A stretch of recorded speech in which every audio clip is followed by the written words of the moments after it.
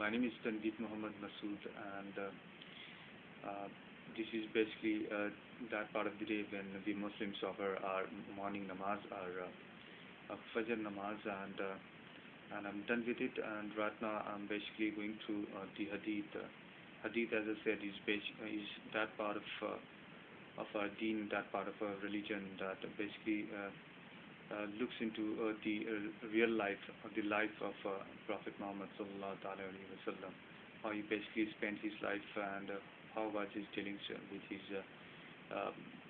his people, with his neighbors, and with everyone he met, and what was his way of living. So this is basically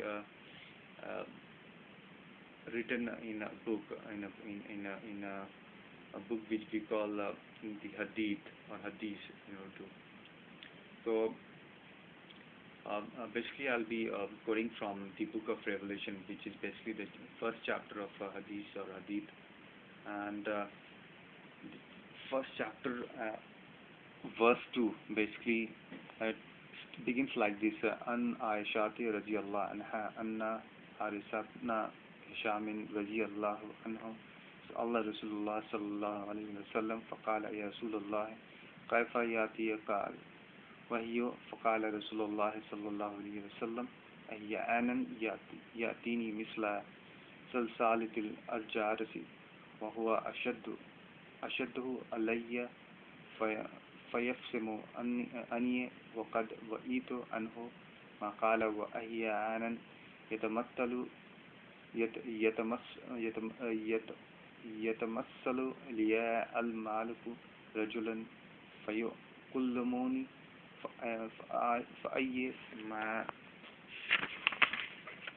يقول قالت عائشة رضي الله عنها ولقد رأيته ينزل عليه الوحي في اليوم أشدد البرد فيفسم عنه وإن جبينه ليتفسد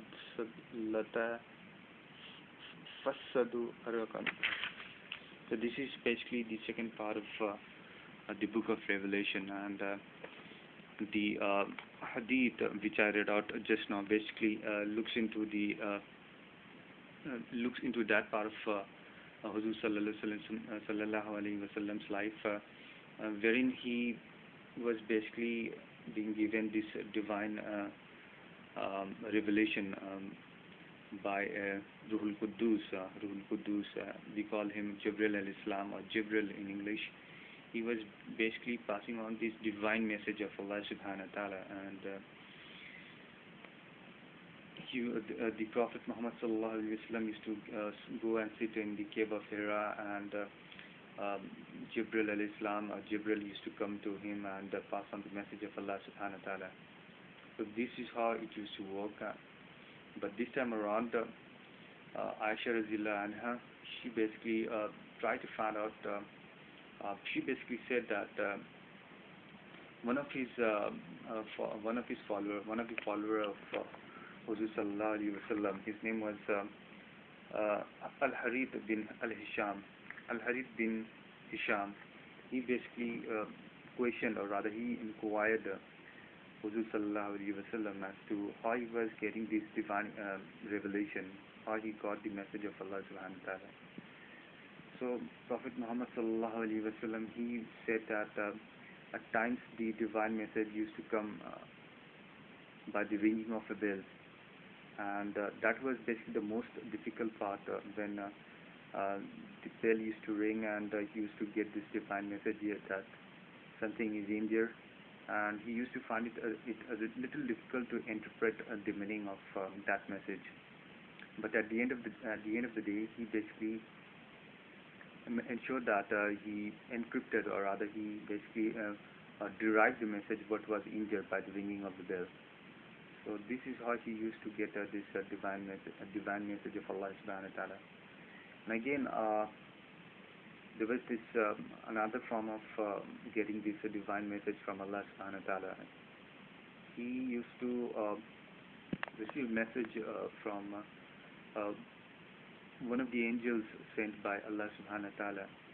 One of the angels, there were several angels that used to be sent by Allah, and these angels basically were in the form of a human being, like a normal human being, and they used to come and give him, or rather pass on the divine message of Allah subhanahu wa ta'ala, that these are the revelations and you need to act as per these revelations.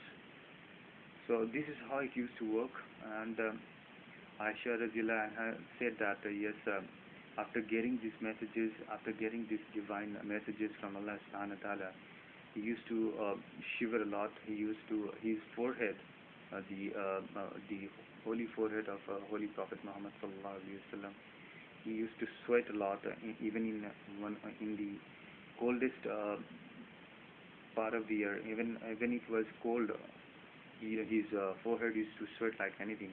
So such was the intensity of the message that he used to shiver at times. His forehead used to sweat a lot.